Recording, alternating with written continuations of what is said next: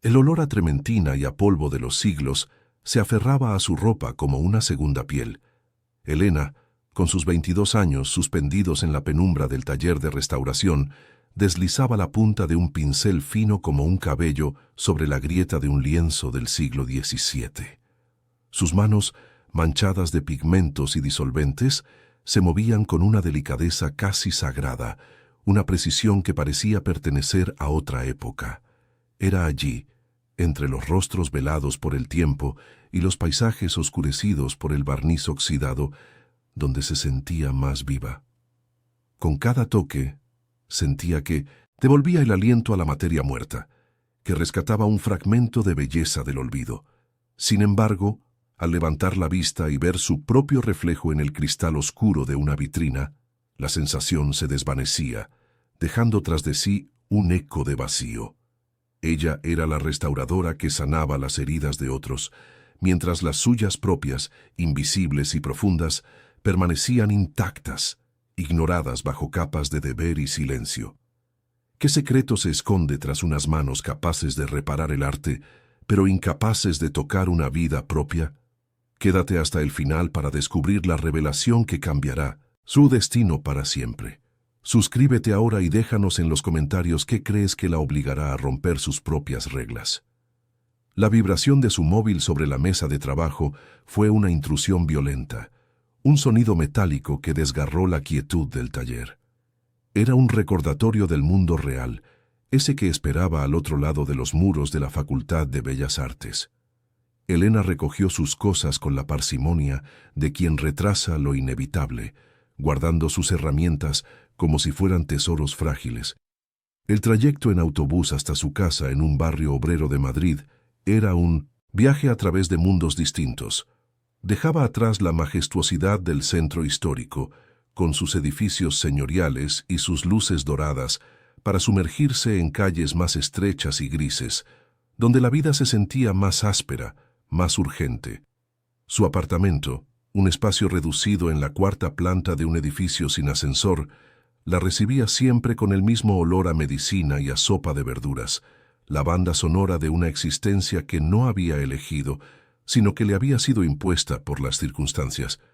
La razón de su vida contraída reposaba en la habitación contigua. Su madre, una mujer, cuya risa antes llenaba cada rincón de la casa, ahora era una figura frágil confinada a una cama medicalizada. Una enfermedad degenerativa le había robado la movilidad, pero no la lucidez, lo que convertía su cautiverio en una tortura silenciosa y constante. Elena era sus manos, sus piernas, su conexión con un mundo que seguía girando fuera de esas cuatro paredes. La rutina diaria era un ritual inmutable, la medicación a sus horas, el cambio de postura para evitar las llagas, la lectura en voz alta de novelas que su madre ya no podía sostener. Cada gesto era un acto de amor profundo, pero también un eslabón más en la cadena que la anclaba a esa realidad. El peso de la responsabilidad era tan físico que a veces sentía que le curvaba la espalda, envejeciéndola antes de tiempo y borrando los contornos de la joven que debería ser. A sus 22 años Elena era virgen, no por un trauma o por una convicción moral férrea, sino por una ausencia total de espacio para el deseo. Su vida era un lienzo ya ocupado por completo por las necesidades de otros, sin un solo centímetro en blanco para sus propios anhelos. Su cuerpo era un territorio desconocido, un paisaje que nunca se había atrevido a explorar, porque la exploración requiere tiempo, libertad y una cierta dosis de egoísmo que ella no se podía permitir. A veces, frente al espejo empañado del baño, se observaba con una curiosidad casi clínica. Veía unos ojos grandes y cansados, una boca que rara vez sonreía y una piel que nunca había conocido la caricia de un amante. Sentía una desconexión abrumadora, como si la mujer del reflejo fuera una extraña a la que cuidaba por obligación, una silueta a la que le faltaba el color, la textura y la profundidad de una vida vivida en primera persona.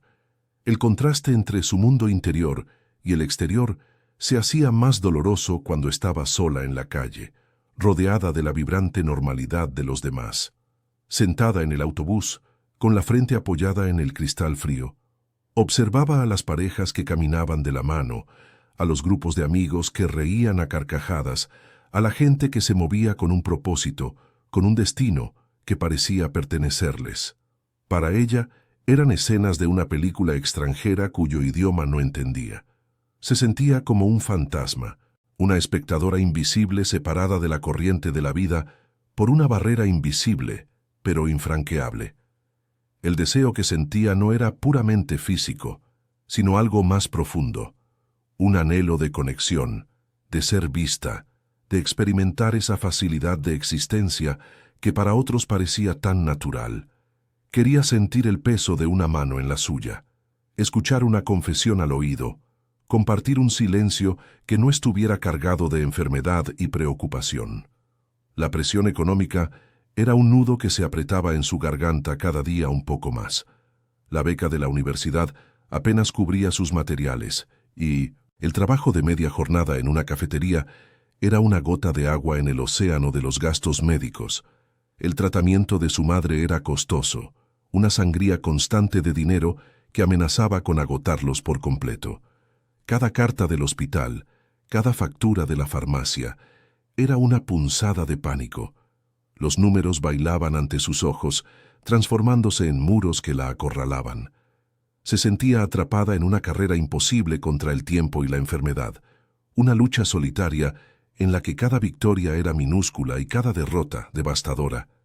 La desesperación era un sabor amargo en el fondo de su boca, una compañera constante que le susurraba que el amor y el esfuerzo no serían suficientes, que necesitaría algo más, un milagro o un sacrificio. Fue en una de esas noches de insomnio, con la pantalla de su viejo portátil como única luz en la oscuridad del salón cuando lo vio.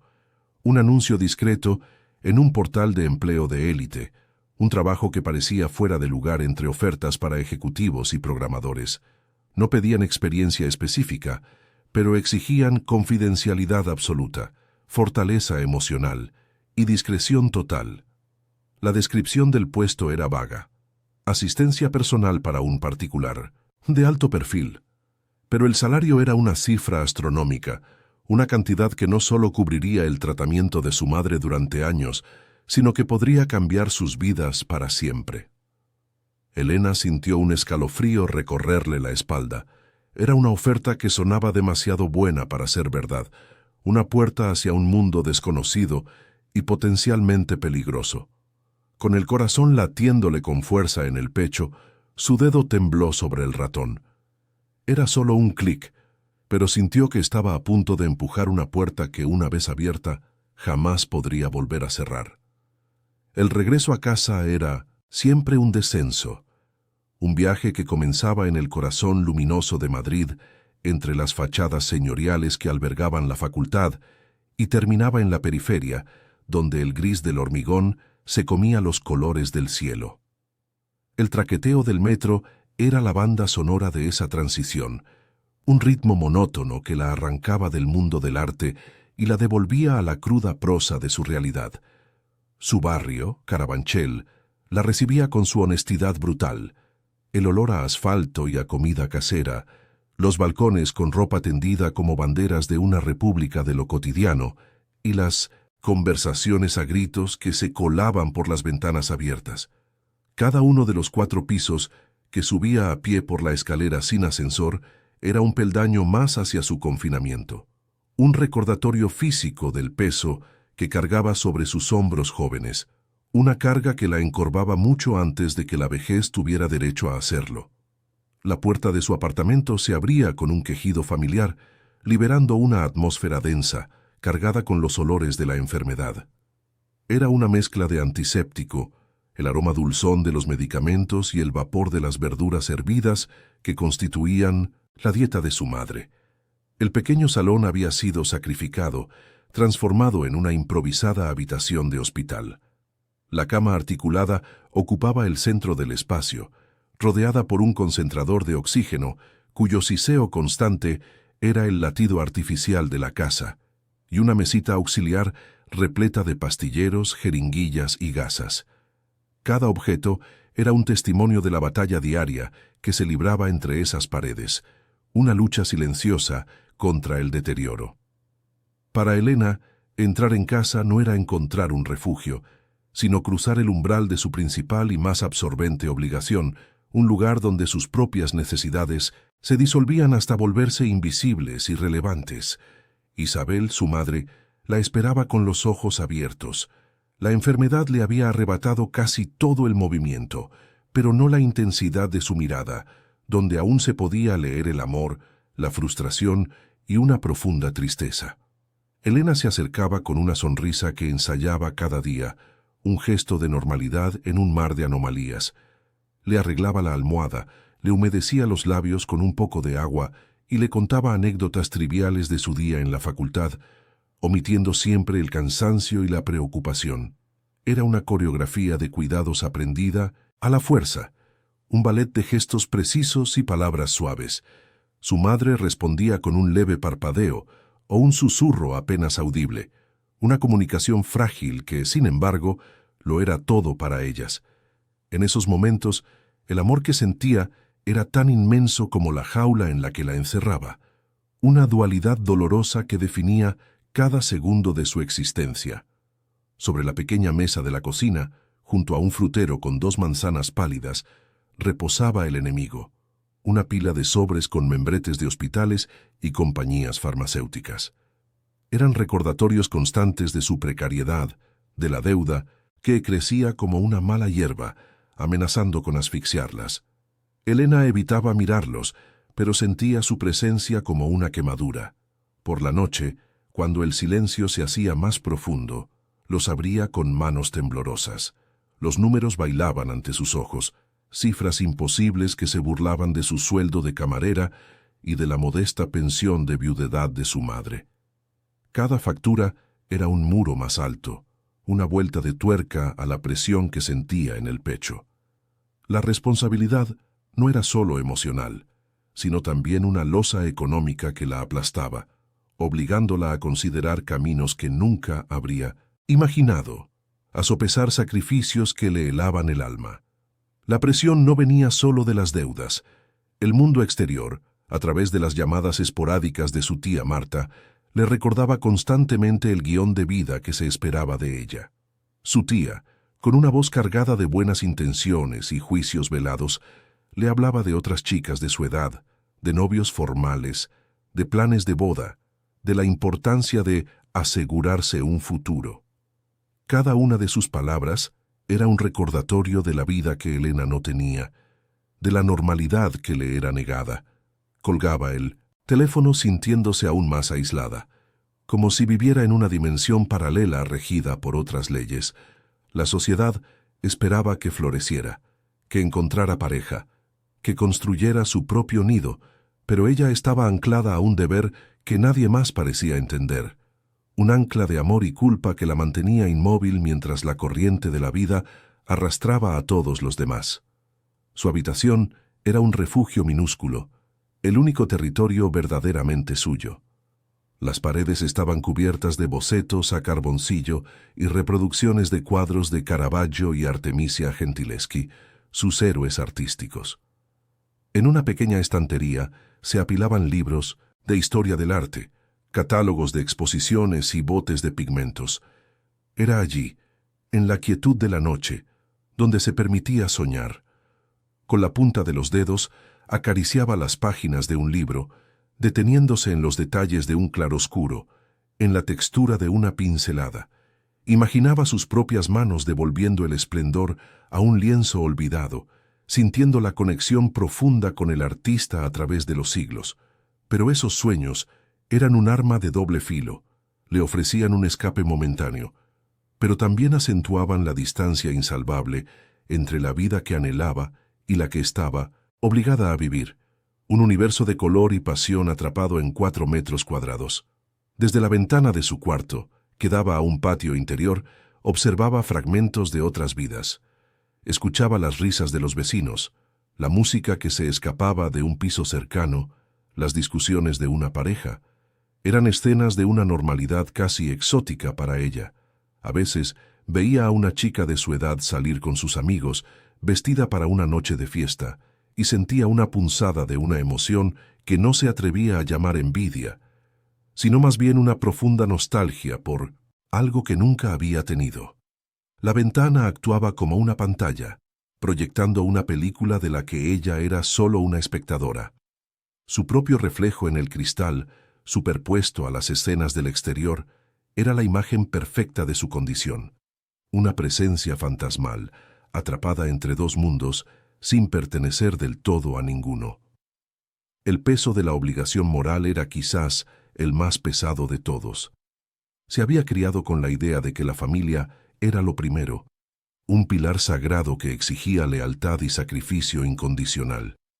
Su padre, antes de morir, siempre le decía que ella era el corazón de la casa. Ahora esas palabras resonaban como un mandato, una sentencia. Cualquier atisbo de deseo propio, cualquier anhelo de libertad, era inmediatamente sofocado por una oleada de culpa. ¿Cómo podía pensar en sí misma cuando su madre dependía de ella para todo? Este conflicto interno la desgarraba.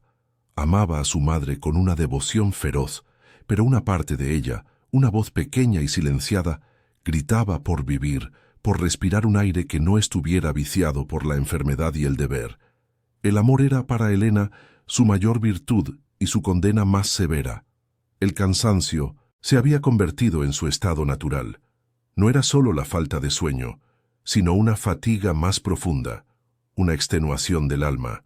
Se manifestaba en las sombras violáceas bajo sus ojos, en la tensión constante de los músculos de su cuello, en la forma en que su cuerpo se movía, con una lentitud que no correspondía a sus 22 años.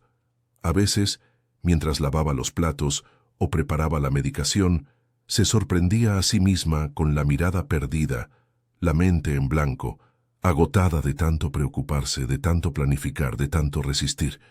Sentía que su juventud se estaba consumiendo como la cera de una vela gota a gota en el altar del sacrificio.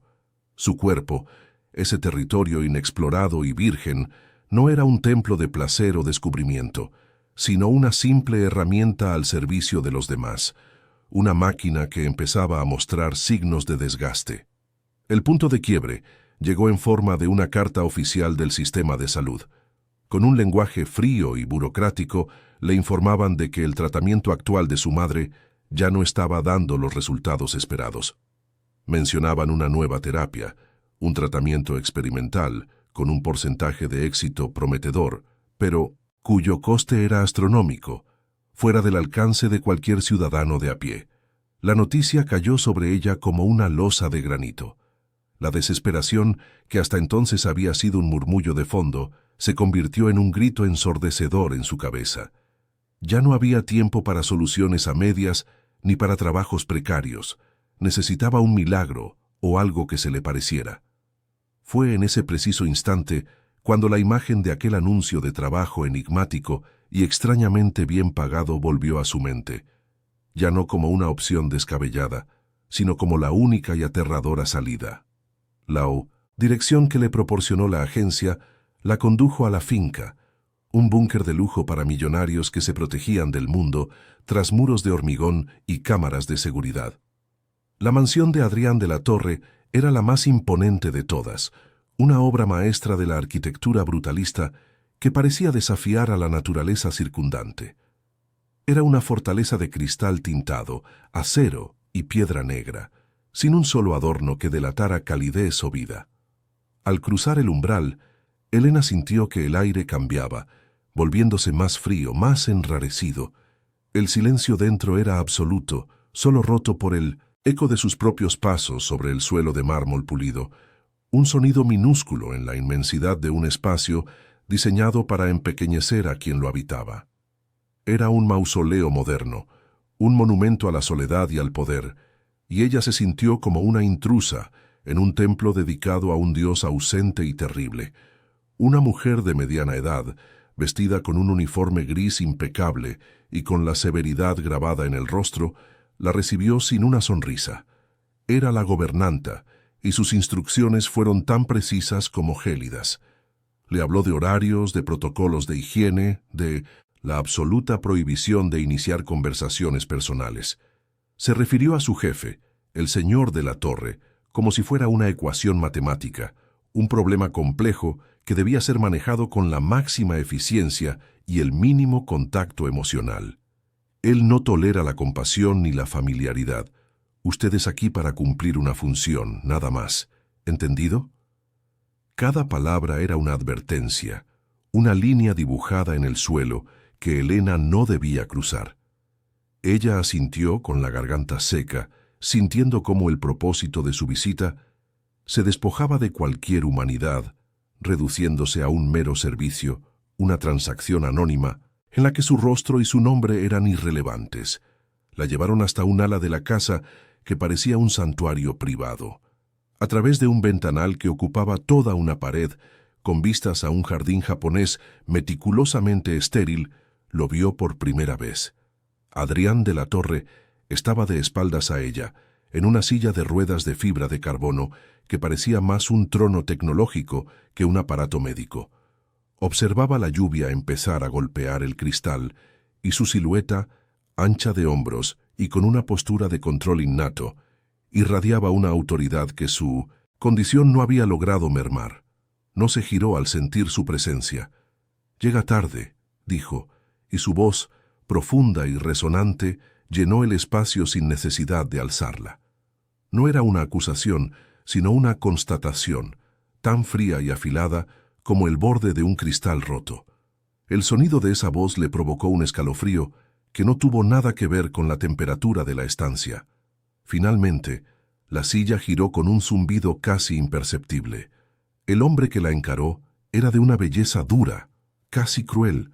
Tenía el pelo oscuro, los pómulos afilados y una mandíbula que parecía tallada en granito, pero eran sus ojos los que capturaban y helaban. De un gris tormentoso, inteligentes y vacíos de toda emoción, la analizaron con una intensidad que la hizo sentir completamente transparente, desnuda. No había curiosidad en su mirada, solo una evaluación rápida y despectiva. «¿Es usted la nueva?», preguntó, aunque era evidente que conocía la respuesta. Elena solo pudo asentir, incapaz de articular palabra bajo el peso de aquel escrutinio. Él esbozó una sombra de sonrisa que no llegó a sus ojos. «Bien, supongo que durará lo mismo que las demás». Era un desafío, una sentencia dictada antes de que el juicio hubiera siquiera comenzado. El cuarto de baño era una extensión de la estética de la casa, una caverna de mármol negro veteado de blanco, con grifería de cromo y un minimalismo tan extremo que resultaba opresivo.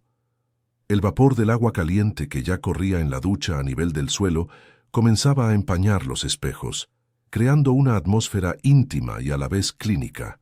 Era un escenario preparado para la vulnerabilidad, un espacio donde las defensas se disolvían. Elena sintió el pulso acelerarse en sus sienes. El sonido del agua era un tambor constante que marcaba el ritmo de su ansiedad. Se movió con una profesionalidad forzada, preparando las toallas, el jabón de olor neutro, evitando su mirada. Cada gesto era un intento desesperado por construir una barrera de normalidad alrededor de un acto que, para ella, era un abismo de intimidad desconocida y aterradora. El momento llegó. Tenía que ayudarle a quitarse la camisa. Sus manos, que sabían moverse con tanta seguridad sobre la frágil superficie de un cuadro, temblaban visiblemente.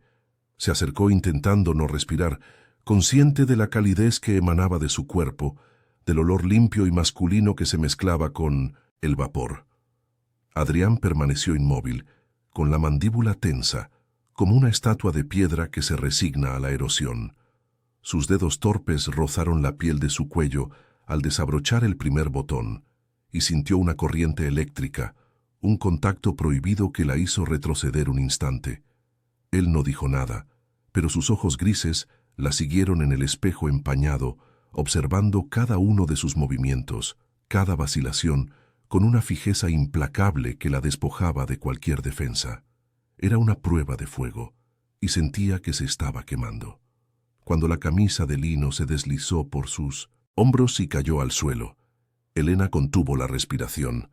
Lo que vio no era el torso liso y perfecto que había imaginado, sino un mapa de dolor, una red de cicatrices antiguas, blancas y finas, cruzaba su pecho y su abdomen, vestigios de una violencia que no tenía relación con el accidente de escalada. Eran marcas de cuchillos, de heridas curadas hace mucho tiempo, que contaban una historia brutal y secreta. De repente, su percepción del hombre cambió por completo. Ya no era solo el millonario arrogante y tullido, sino un superviviente, una obra de arte dañada que había sido rota y remendada mucho antes de que la montaña lo venciera. Su mirada de restauradora se activó instintivamente, analizando las texturas, las grietas, la historia oculta bajo la superficie de la piel. Adrián sintió el cambio en su mirada. Estaba acostumbrado a la lástima, al asco velado, a la curiosidad morbosa, pero lo que vio en los ojos de Elena era algo completamente distinto. Una concentración casi académica, una fascinación desprovista de juicio. Era la misma mirada que ella dedicaba a un lienzo agrietado. Se sintió expuesto de una manera nueva y profundamente inquietante. Su vulnerabilidad ya no era solo física, sino histórica. Si ya ha terminado de catalogar mis imperfecciones, quizá podríamos continuar, espetó él, con una voz más áspera de lo que pretendía. El sarcasmo era su escudo, el arma que usaba para mantener a todo el mundo a distancia, pero por primera vez sintió que esa armadura presentaba una fisura. La quietud respetuosa de esa chica era más desarmante que cualquier palabra de compasión. Mientras lo ayudaba en la ducha, el contacto de sus manos sobre su piel fue diferente. Al principio su toque había sido clínico, casi inexistente, pero ahora había una delicadeza involuntaria, una reverencia, que nacía de su recién descubierto conocimiento. Sus dedos se movían con el cuidado de quien teme hacer más daño a una superficie frágil. Adrián cerró los ojos, abrumado por una sensación que no había experimentado en años. El contacto humano había sido para él una fuente de humillación, un recordatorio de su dependencia. Sin embargo, bajo las manos de Elena, se sentía anclado. El silencio entre ellos se espesó, cargado de la electricidad de lo no dicho.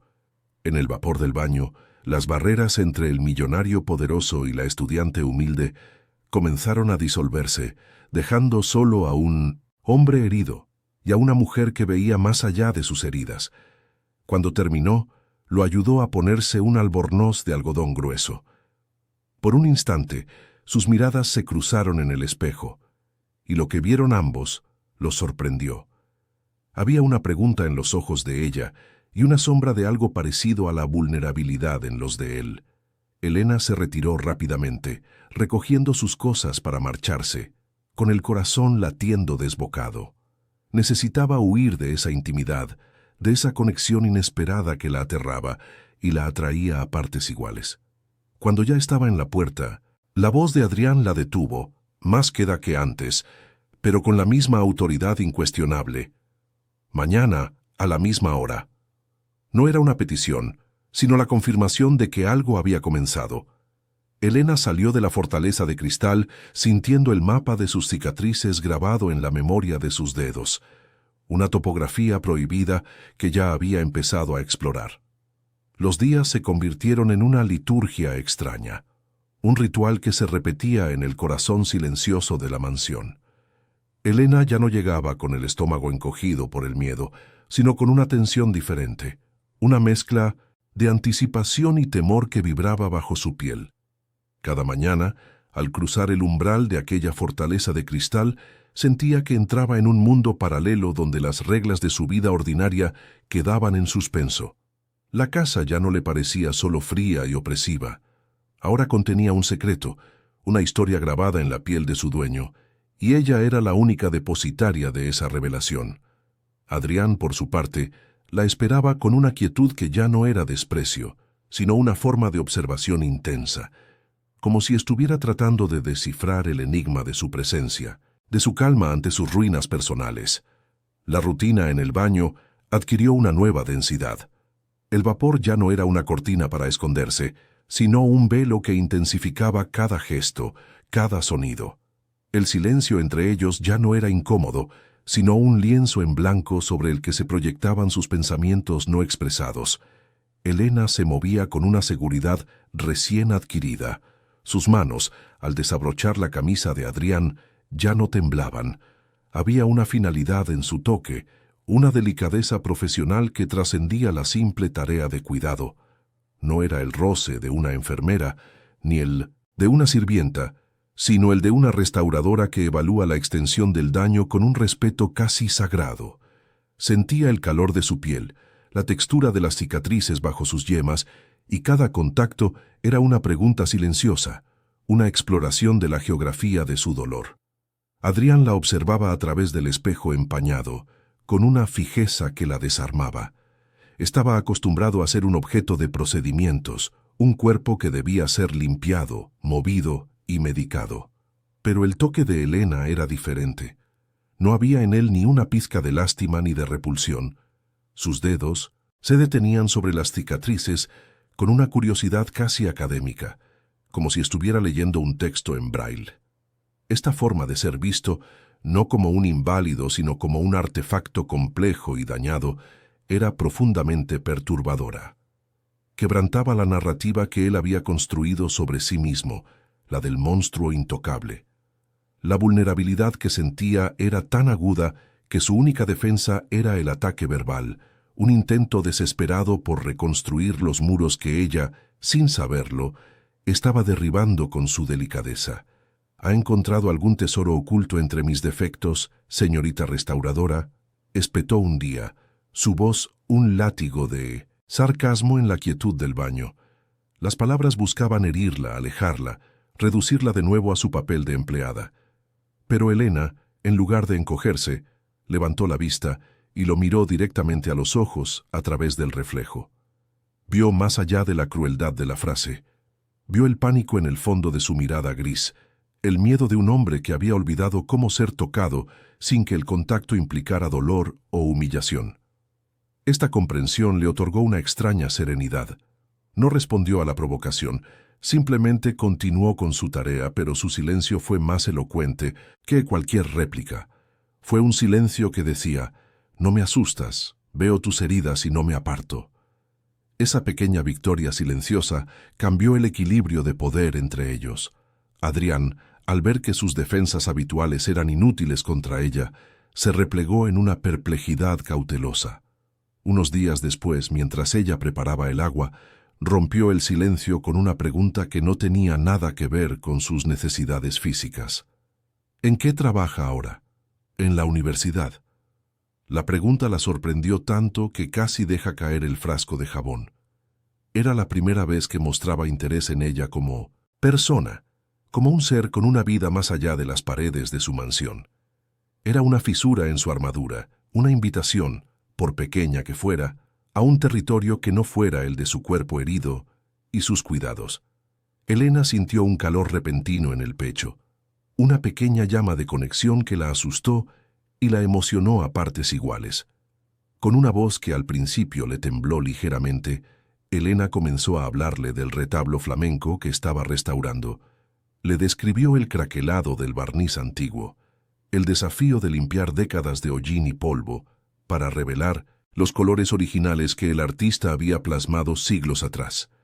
Habló de la paciencia que requería el proceso, de cómo cada milímetro de lienzo era un diálogo con el pasado. A medida que hablaba, su pasión la transformaba.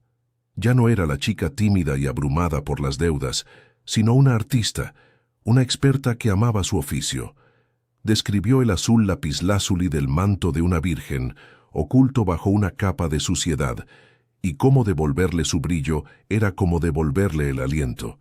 Sin darse cuenta, estaba describiendo exactamente lo que estaba haciendo con él. Adrián escuchaba con una atención que rara vez dedicaba a nada ni a nadie. Apoyado en su silla, con los ojos cerrados, parecía estar visualizando cada detalle que ella describía. La voz de Elena, suave y llena de un fervor contenido, era un bálsamo en el silencio opresivo de su existencia. Por primera vez en mucho tiempo, el mundo exterior penetraba en su fortaleza, no como una amenaza o una fuente de dolor, sino como una historia de belleza y redención. La vio a ella de una manera completamente nueva, no como la cuidadora eficiente, sino como un alma sensible y profunda, una persona que entendía el valor de lo que está roto. Y esa comprensión lo aterraba, porque sentir admiración por ella era el primer paso para necesitarla, y necesitar a alguien era la forma más segura de volver a ser destruido.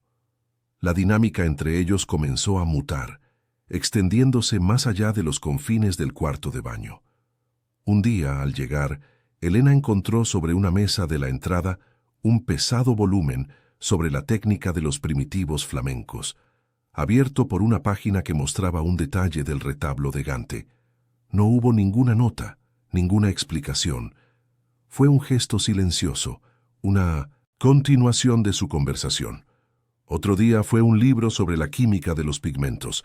Adrián estaba creando un puente invisible entre sus dos mundos, un lenguaje secreto hecho de arte e historia. Para Elena, estos gestos eran increíblemente íntimos, más que cualquier contacto físico. Él estaba viendo su mente, su alma, y se estaba comunicando con ella en el único idioma en el que ella se sentía verdaderamente elocuente. Esta creciente conexión intelectual y emocional la sumió en un profundo estado de confusión. Por la noche, en su pequeño apartamento, el recuerdo de Adrián la asaltaba con una fuerza abrumadora. Recordaba el peso de su brazo sobre su hombro, la intensidad de su mirada gris, el sonido de su voz cuando pronunciaba el nombre de un pintor. Se descubrió a sí misma deseando que llegara la mañana para volver a esa casa que al principio había detestado. Y este deseo la llenaba de una culpa corrosiva. Su madre dormía en la habitación de al lado, su respiración un recordatorio constante de su verdadero deber. ¿Cómo podía permitirse pensar en un hombre, en sus propios sentimientos, cuando toda su energía debía estar dedicada a la supervivencia de su madre? Se sentía una traidora, egoísta y frívola. El dilema se agudizó con la llegada de una nueva factura del hospital. El coste del tratamiento experimental era aún más alto de lo que había temido, una cifra que convertía su sueldo, incluso el generoso salario de Adrián, en algo insignificante. La desesperación volvió a atenazarla. Miraba el lujo estéril de la mansión de Adrián, los muebles de diseño, las obras de arte que colgaban de las paredes, y sentía una punzada de amarga injusticia. El dinero que para él era calderilla, para ella era la diferencia entre la vida y la muerte de su madre. Esta conciencia envenenaba la conexión que estaban construyendo. El dinero era el cimiento sobre el que se basaba su relación, un recordatorio constante de la desigualdad que los separaba, una verdad incómoda que subyacía a cada mirada y a cada gesto. Una tarde, mientras lo ayudaba a trasladarse de la silla a un sillón en su biblioteca, Adrián sufrió un violento espasmo muscular en la espalda, un eco del trauma de su columna. Su cuerpo se arqueó de dolor y, para evitar que cayera, Elena lo rodeó con sus brazos, apretando su torso contra el suyo en un abrazo improvisado y desesperado. La sorpresa del contacto la dejó sin aliento. Por primera vez, sintió la dureza de su pecho, la fuerza latente en sus hombros y brazos, el calor de su cuerpo contra el de ella. No era el contacto aséptico y controlado del baño. Era un contacto crudo, real, cargado de una intimidad abrumadora. Su rostro quedó a centímetros del de él, y pudo oler el aroma de su piel, una mezcla de jabón neutro y algo más profundo, puramente masculino. En ese instante suspendido en el tiempo, con el cuerpo de él tenso contra el suyo y el eco de su gemido de dolor aún en el aire, sus miradas se encontraron. El mundo pareció encogerse hasta quedar reducido a ese espacio minúsculo entre sus rostros.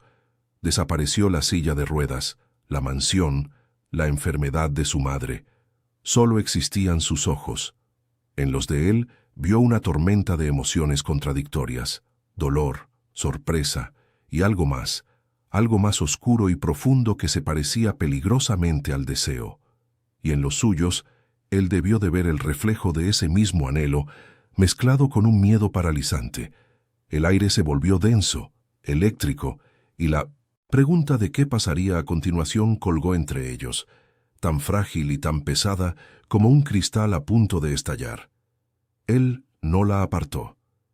Por un segundo que se sintió eterno, Su cuerpo se relajó ligeramente contra el de ella, un abandono casi imperceptible de su férreo control.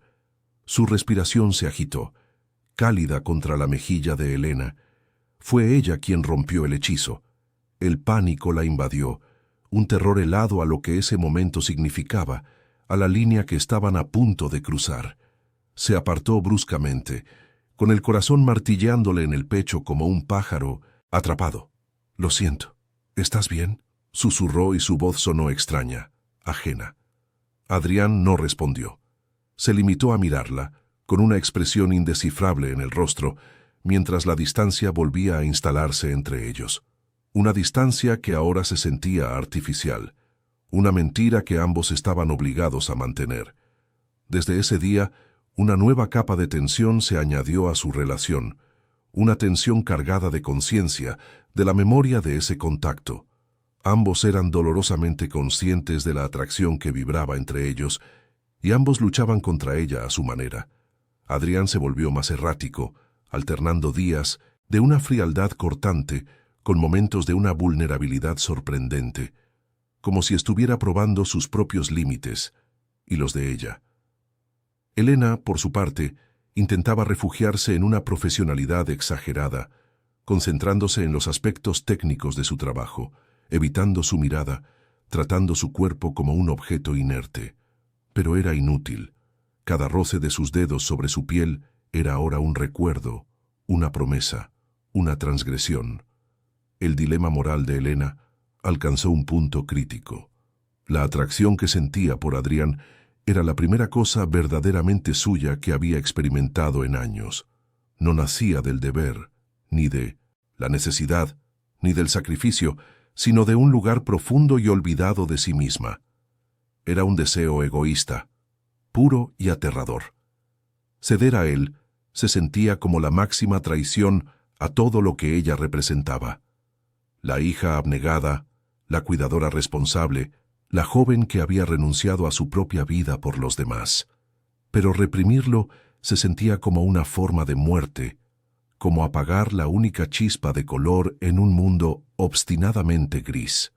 Se encontraba atrapada entre dos versiones de sí misma, sin saber cuál de las dos era la verdadera y cuál la impostora. Una noche, al salir de la mansión, se detuvo junto a la imponente verja de acero y miró hacia atrás. Las luces de la casa recortaban la silueta del edificio contra el cielo crepuscular. Ya no era solo el lugar de trabajo que le permitía pagar las facturas. Se había convertido en el escenario de su conflicto más íntimo, la jaula dorada que albergaba al hombre que la estaba despertando, y al mismo tiempo la fortaleza que la separaba de su vida de deberes. Se dio cuenta de que el dinero ya no era la única cadena que la ataba a él. Había otra, invisible y mucho más fuerte, forjada en la intimidad del dolor compartido y el deseo prohibido, y no sabía si esa cadena la estaba salvando o la estaba arrastrando a un abismo del que nunca podría escapar. El camino a casa se sintió más largo y solitario que nunca. Cada rostro que veía en el metro, cada pareja que reía, parecía pertenecer a un universo simple y sin complicaciones. Su propia vida se había vuelto insoportablemente compleja, una red de lealtades contradictorias y sentimientos prohibidos. Al llegar a su apartamento, el olor a medicina la golpeó como una bofetada, devolviéndola a la realidad. Miró a su madre, dormida y frágil, y sintió una oleada de amor y culpa tan intensa que la dejó sin aire. Luego cerró los ojos y vio el rostro de Adrián, sus ojos grises llenos de una tormenta que reflejaba la suya. Estaba suspendida entre dos mundos, entre dos deberes, entre el amor que sana y el deseo que quema. Y sabía, con una certeza aterradora, que pronto se vería obligada a elegir.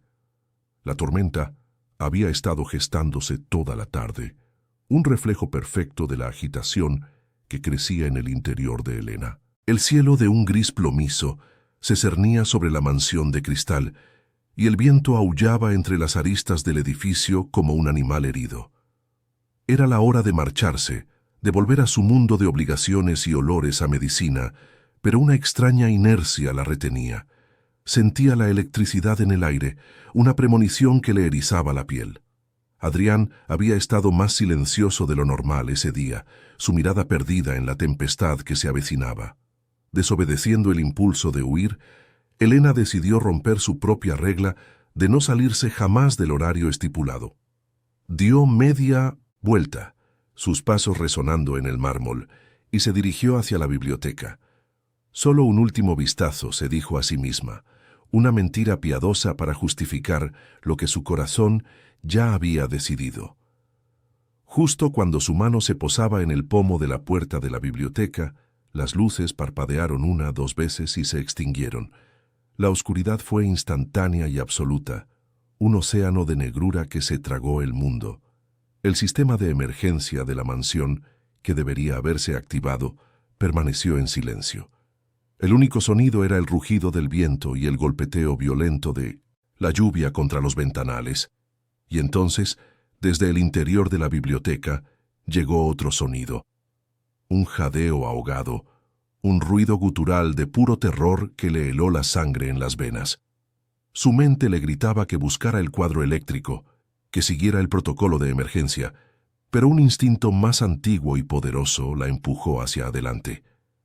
En esa oscuridad total, las etiquetas de empleador y empleada se disolvieron, dejando solo a un hombre aterrorizado y a una mujer que no podía abandonarlo. Un relámpago iluminó la estancia por una fracción de segundo, una instantánea espectral que se grabó en su retina. La imagen era devastadora. Adrián no estaba en su silla. Había caído al suelo, un amasijo de miembros inútiles y pánico. Se había arrastrado hasta quedar junto al ventanal, sus manos crispadas sobre sus piernas inmóviles, como si intentara por pura voluntad obligarlas a responder. Su rostro, bañado por la luz lívida del relámpago, era una máscara de terror primordial. Ya no era el magnate poderoso, el hombre de control férreo, sino un niño perdido en la oscuridad, reviviendo el vértigo de la caída, el instante en que su mundo se hizo añicos. La visión de su vulnerabilidad total demolió las últimas defensas de Elena. El cuidado se transformó en necesidad, la compasión en un dolor propio. Sin pensarlo 2 veces, se arrodilló a su lado sobre el frío suelo de mármol. El siguiente trueno sacudió los cimientos de la casa, y Adrián se encogió, un gemido escapando de sus labios. Elena actuó, se movió detrás de él y lo rodeó con sus brazos, un gesto que rompía todas las barreras físicas y profesionales que habían existido entre ellos. Lo abrazó con una fuerza que no sabía que poseía, presionando su torso contra la espalda de él, convirtiendo su propio cuerpo en un escudo, un ancla en medio de su tormenta interior. Apoyó la mejilla en su pelo, sintiendo los temblores que lo recorrían, y comenzó a susurrarle al oído palabras sin sentido, un murmullo suave y constante contra el fragor de la tormenta. No era un acto de cuidado, era un acto de posesión, de reclamar su dolor para compartirlo. Al principio, el cuerpo de Adrián fue una roca de resistencia. La sorpresa y la humillación de ser visto en ese estado, de ser tocado de esa manera, lo pusieron rígido.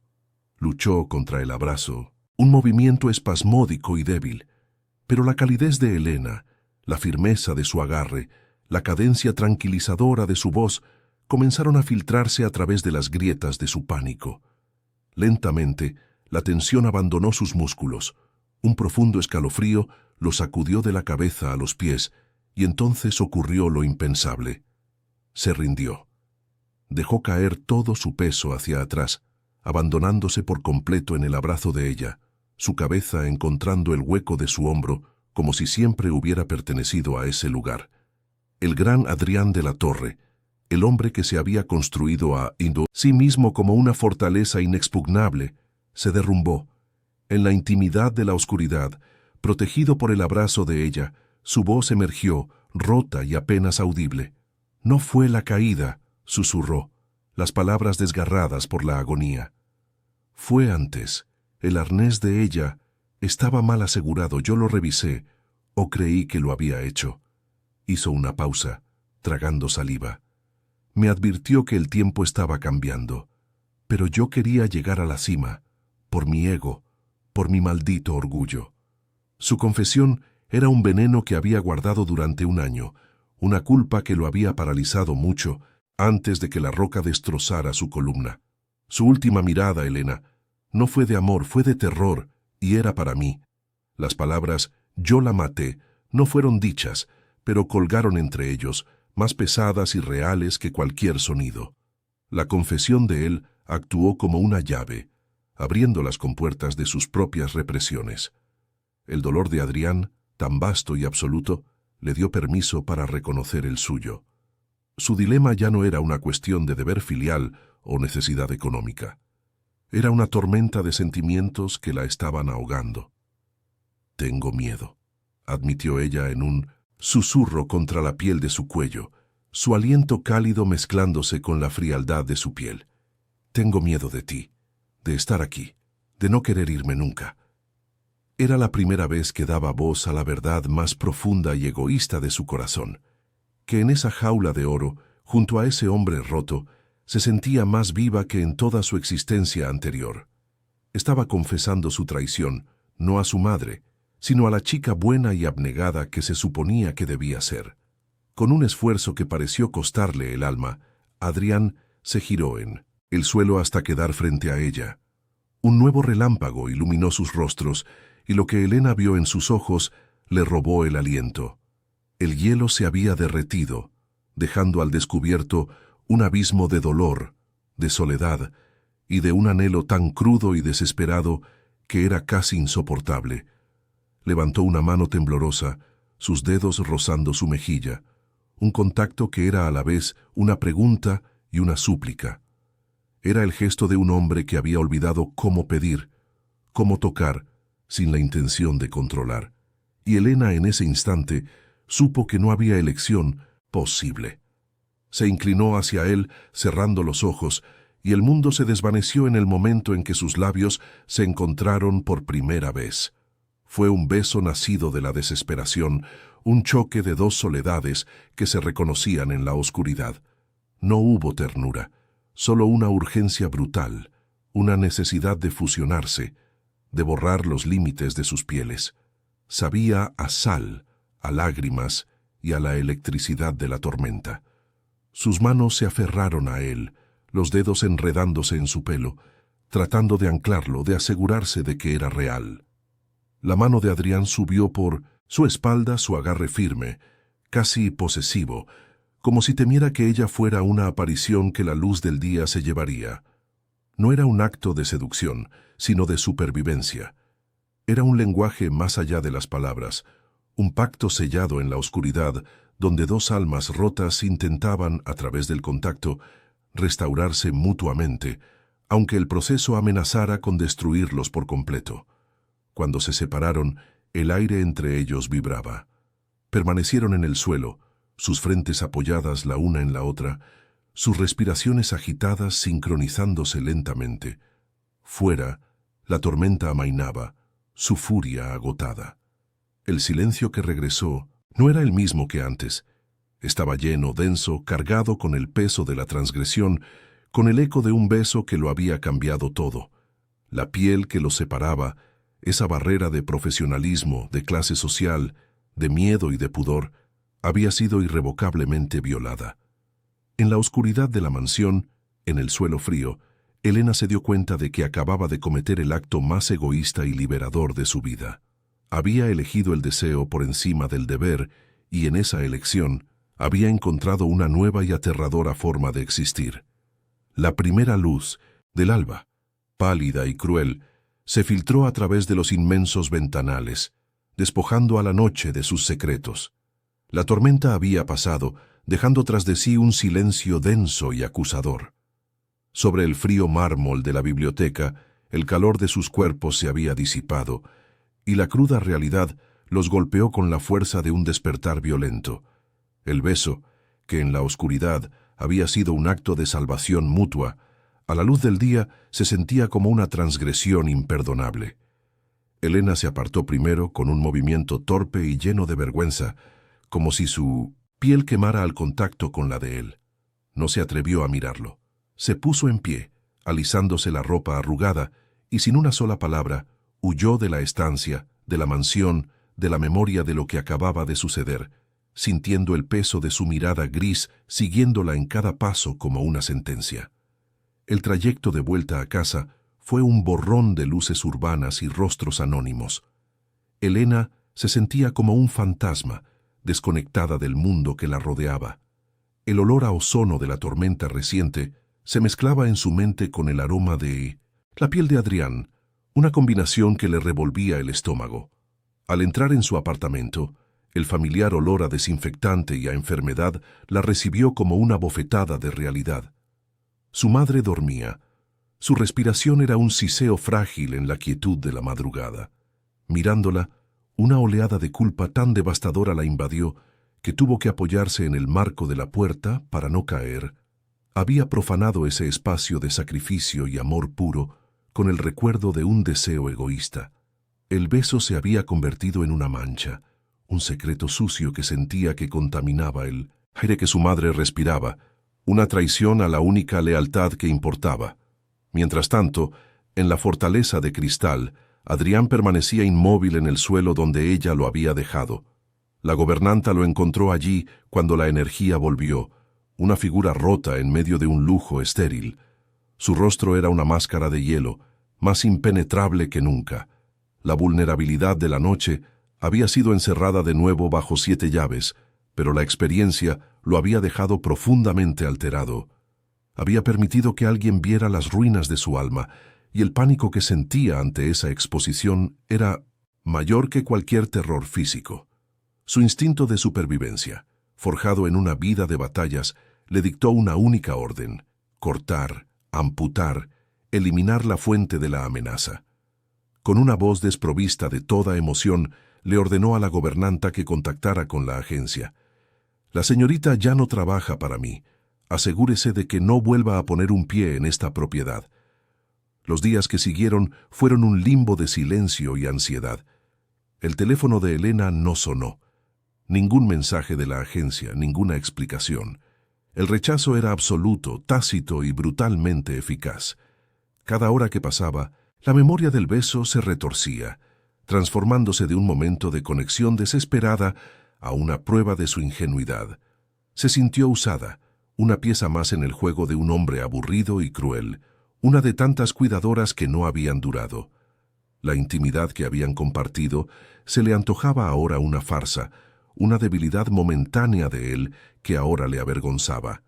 Se repetía a sí misma que era lo mejor, que esa puerta debía cerrarse, pero el dolor sordo en su pecho era la prueba de una pérdida que no se atrevía a nombrar, la pérdida de la única persona que la había visto de verdad, aunque fuera por un instante fugaz en la oscuridad. La realidad no tardó en recordarle sus prioridades. Una nueva carta del hospital llegó, esta vez con un ultimátum velado.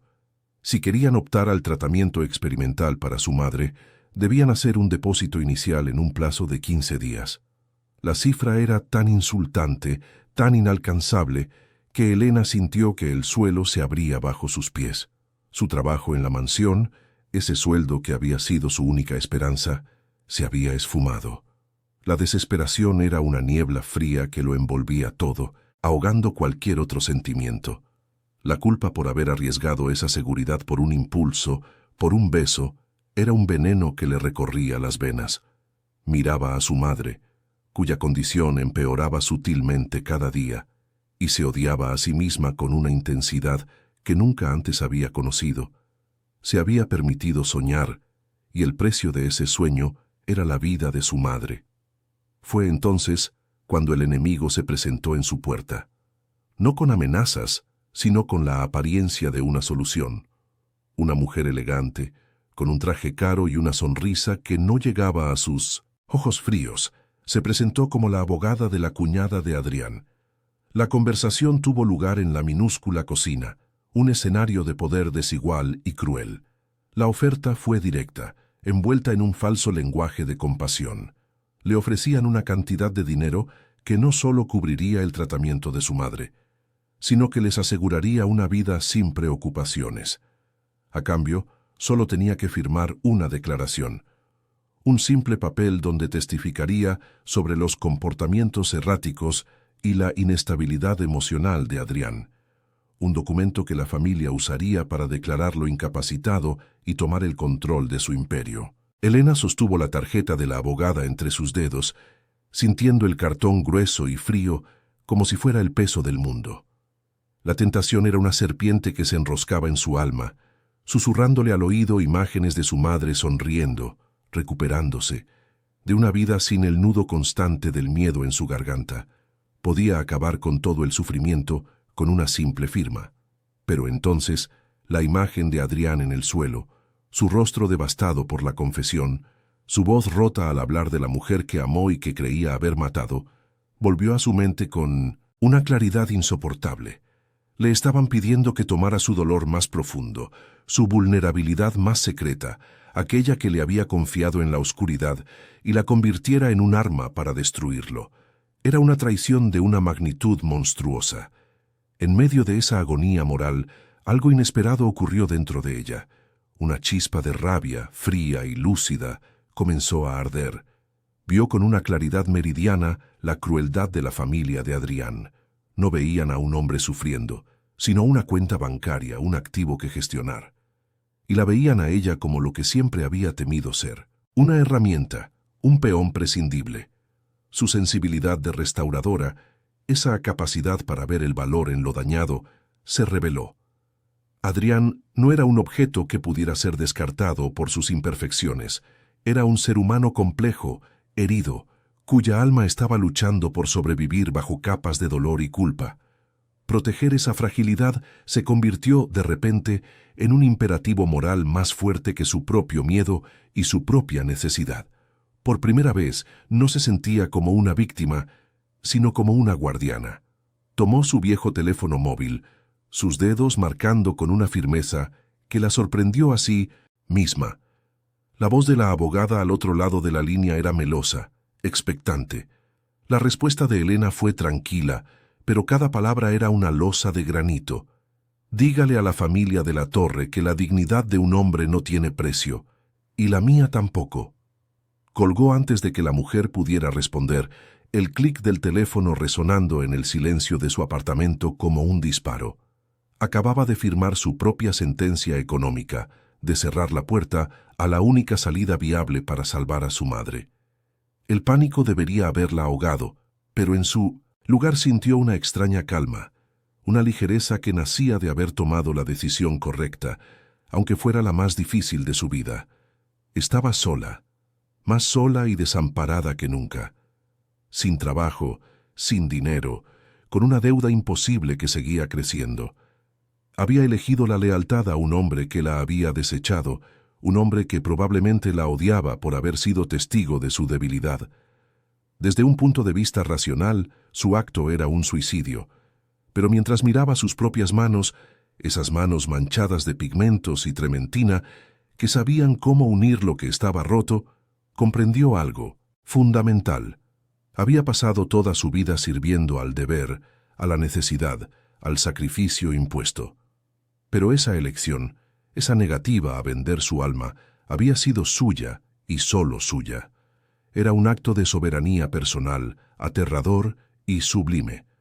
Quizás había perdido la batalla por la supervivencia, pero acababa de ganar la guerra por sí misma. Habían pasado 3 semanas en las que el mundo había vuelto a su antigua y monótona rotación, pero Elena ya no era la misma. Regresó al taller de la facultad, a sus pinceles y disolventes como un soldado que vuelve a un hogar que ya no reconoce del todo. El olor a trementina seguía siendo su refugio, pero ahora estaba teñido de un recuerdo, el de la piel de Adrián, el de la oscuridad de su biblioteca. Había una nueva quietud en sus movimientos, una resignación que no era derrota, sino la calma de quien ha mirado al abismo y ha elegido no saltar.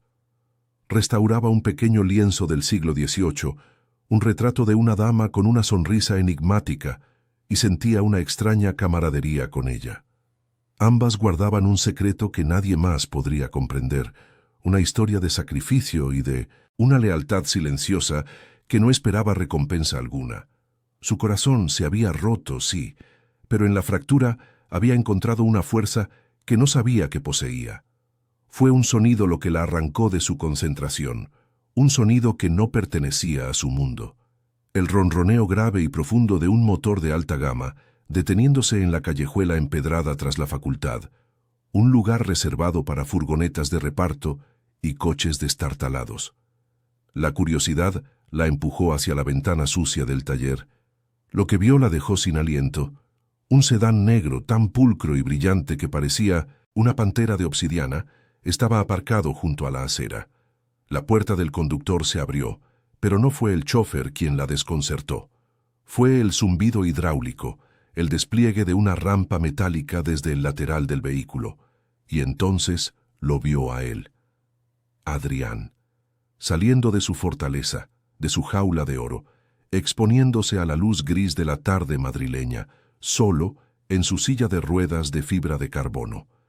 Parecía un rey exiliado, vulnerable y a la vez imponente, navegando el terreno irregular de su barrio como si fuera un territorio extranjero y hostil. El corazón de Elena martilleaba contra sus costillas, un tambor de pánico y de una esperanza que no se atrevía a nombrar. Oyó el zumbido de las ruedas eléctricas sobre el pasillo de la facultad, y segundos después, la puerta de su taller se abrió con un suave empujón.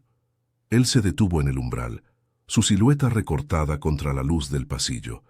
El espacio, que siempre le había parecido un santuario, de repente se sintió minúsculo, cargado con la presencia de aquel hombre.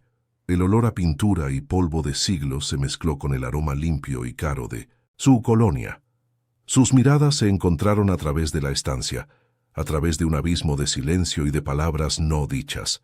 En sus ojos grises ya no había hielo, sino una tormenta de emociones complejas, una vulnerabilidad que ya no intentaba ocultar tras una máscara de arrogancia. Elena permaneció inmóvil, con el pincel suspendido en el aire, sintiendo que todo su universo se había detenido en ese instante. «Mi cuñada me lo contó todo», dijo él finalmente, y su voz, aunque baja, resonó en cada rincón del taller. No había sarcasmo en ella, solo el peso de una verdad desnuda. «La oferta, tu respuesta». Avanzó lentamente hasta detenerse junto a su mesa de trabajo, su mirada recorriendo los botes de pigmentos, los bocetos, el lienzo a medio restaurar. Era una intrusión en su alma, pero ya no se sentía como una violación. «Subestimaron tu integridad y yo subestimé tu fuerza». Levantó la vista hacia ella, y en sus ojos había una expresión que Elena nunca había visto, una mezcla de profundo respeto y un dolor que parecía casi arrepentimiento. «Construí muros para mantener a la gente fuera, Elena, y tú, sin hacer ruido, simplemente encontraste la única puerta que no sabía que había dejado abierta». Su confesión era un desarme total, la rendición de un hombre que había pasado toda su vida en guerra consigo mismo. De un maletín que llevaba en el regazo, extrajo una carpeta de cuero. No la abrió, simplemente la deslizó sobre la mesa junto a las manos de ella manchadas de pintura.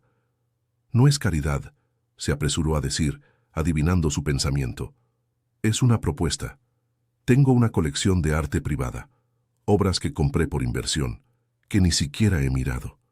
Muchas de ellas están dañadas, olvidadas en un almacén, como yo». Hizo una pausa, su mirada intensa. «Quiero que seas tú quien las devuelva a la vida, no como empleada, sino como directora de la colección, con tu propio taller, tus propias condiciones, tu nombre». La enormidad de la oferta la abrumó, pero fue la última palabra la que rompió sus defensas. «Tu nombre». Por primera vez, alguien no le ofrecía dinero para sobrevivir, sino una oportunidad para existir. Las lágrimas que brotaron de sus ojos no eran de tristeza, sino del alivio sísmico de ser finalmente vista. Él extendió una mano no para tocarla, sino como una ofrenda, una pregunta silenciosa, y Elena lentamente posó la suya sobre la de él, sus dedos manchados de pigmento azul ultramar sobre su piel pálida. Era el encuentro de dos mundos, el arte y el poder, la fragilidad y la fuerza, la piel que los había separado, la del pudor, la del miedo, la de la clase social, ya no era una barrera, sino un puente. No había promesas, ni declaraciones grandilocuentes, solo el entendimiento tácito de que estaban al principio de algo nuevo y aterrador. El camino para restaurar un alma es largo y frágil, pero por primera vez no lo recorrerían solos. Si esta historia ha tocado tu corazón y quieres saber cómo dos almas rotas pueden empezar a sanarse, suscríbete, dale a like y comparte. Y cuéntanos en los comentarios, ¿crees que el verdadero arte es aprender a perdonar? Tu opinión es la pieza que completa esta obra.